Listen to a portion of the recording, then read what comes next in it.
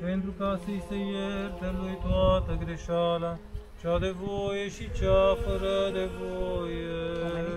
Doamne miluiește, Doamne miluiește, Doamne miluiește. Odihna sufletului adormitului robului Dumnezeu Ion, pentru ca să-i se ierte lui toată greșeala cea de voie și cea fără de voie. Doamne miluiește,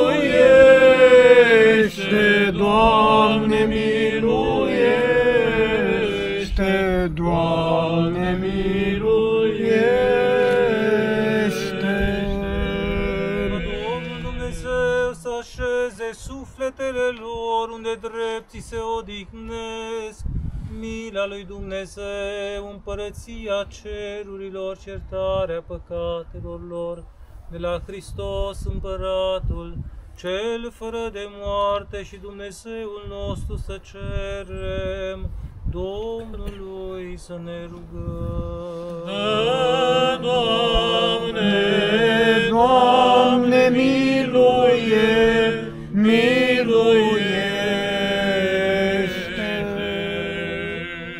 Dumnezeul Duhul și Atotrupul care călca moartea și pe diavol ai surpat și ai dorit viața lumii tale, însuți, Doamne, odihnește și sufletele adormiților robilor tăi.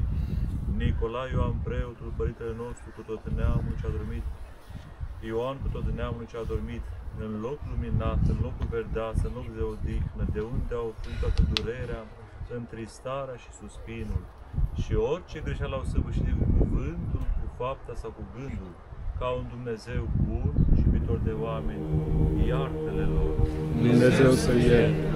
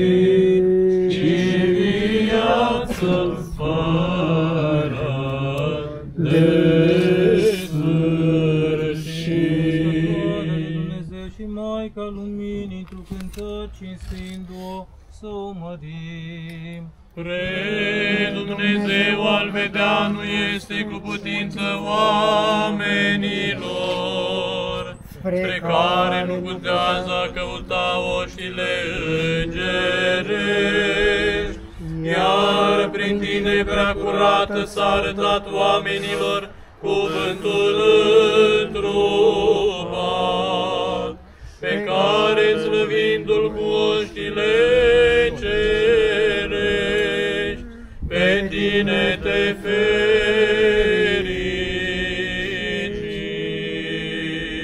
Domnului să ne rugăm. Doamne, miluiește!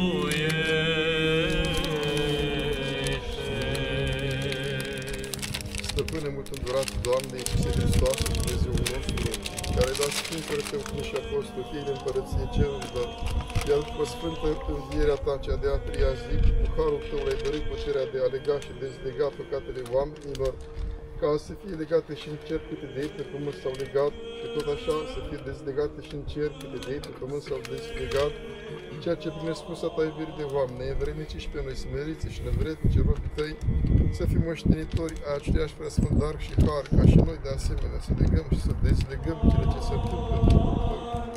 Însuși, prea bune împărate, prin noi smeriți și nevrednici și slujitori, iartă adormiților robii tăi, prea preotul și orice tot neamul rămit, orice au greșit ca niște oameni în această viață și le iartă lor toate câte au păcătuit cu vorba, cu fapta sau cu gândul, dezlegându-și-le de legătura pusă în orice chip asupra lor, prin care ei înșiși, din mânie sau din altă pricină s-au legat pe sieși, sau de la arhiereu, sau de la preot, sau de la altcineva, au suferit o alunecare ca aceasta din invidia și lucrarea diavolului.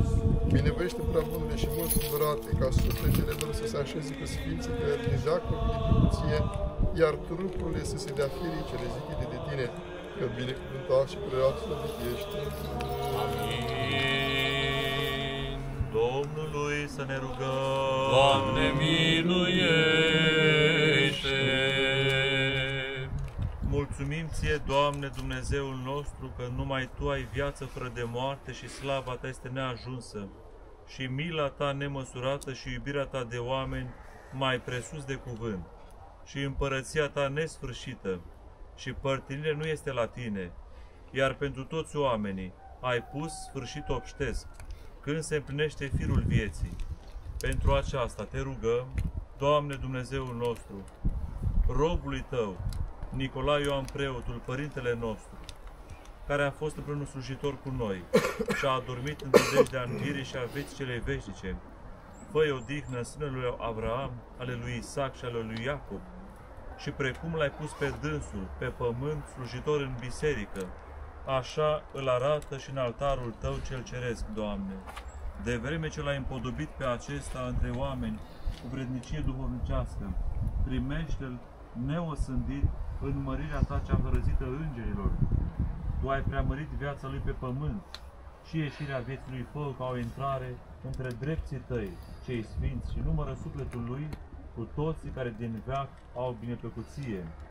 Că Tu ești învierea și viața și odihna adormitului robului Tău, Nicolae Ioan Preotul, Părintele nostru, Hristoase Dumnezeul nostru, și Ție slavă înălțăm împreună și Părintele Tău celui fără de început, și Preasfântului și bun de viață făcătorului Tău Duh, acum și pururea și în vecii vecilor.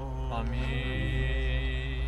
Înțelepciune, Binecuvintează!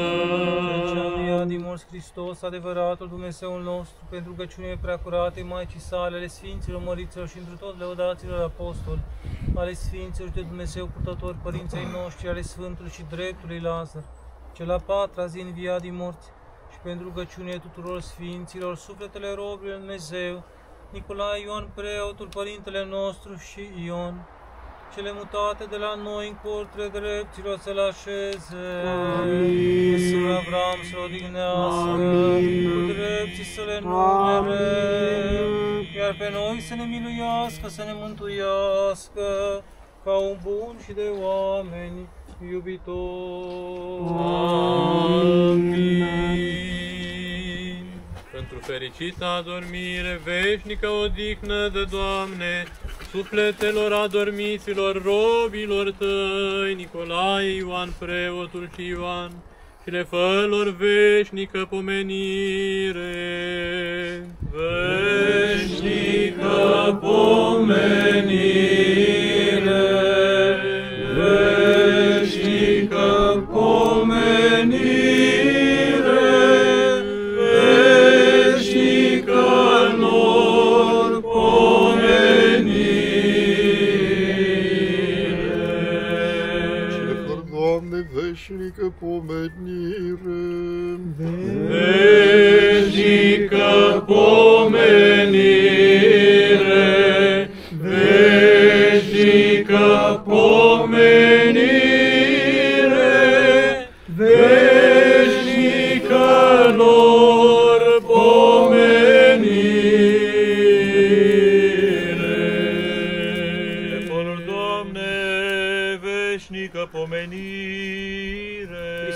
a înviat. Hristos a înviat din morți, cu moartea premoarte călcând, și celor din mormânturi viață dăruindu-ne.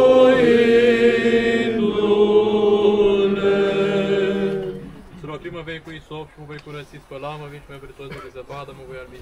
Auzului mă vei da bucurie și veselie, bucurați-vă oasele cele smerite. Dumnezeu să ierte, să odihnească. Dumnezeu să ierte.